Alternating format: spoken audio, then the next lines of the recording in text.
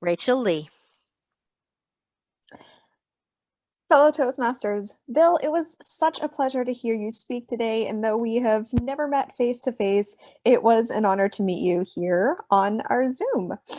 You started your speech out with a question that drew us all in, and then you immediately tied in the title of your speech, which drew us in even further and is such a fantastic tool to get your audience excited about your speech. You followed it with such a strong story. I could not be more entranced by what you were telling us.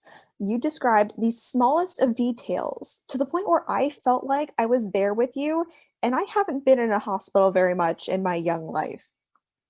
I was so excited to hear these small things that you told us that really brought it to life, felt us involved, and you had this amazing tone that followed the story, and it fluctuated where it needed to, and it filled in all the available space that the words put out for you to speak. Now, the fun part about giving a speech on Zoom is that you only see a small portion of the speaker, which we miss out on because when we speak in person, you get to see all of the person. What I've found in my short time working on Zoom is that it really pays a lot to stand up when you give your speech because it makes you feel as if you're there in person. We get to see more of your body and therefore more of your gestures, which I don't know how you speak, but I feel like you'd be so incredible with your gestures. And I'm very sad that we missed out on the opportunity to see that because we are on Zoom. But you did bring us through that entire story, beginning to end, got us into it, got us excited about it. And then you left us with another question.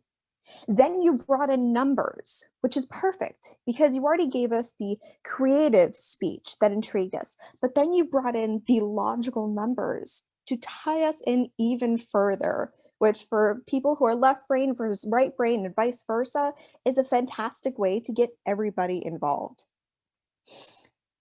And then you hit us with a shocking resolution. It's not the staff, it's not the manager, it's the patient. And that got us really excited because it took us somewhere that we hadn't planned about it.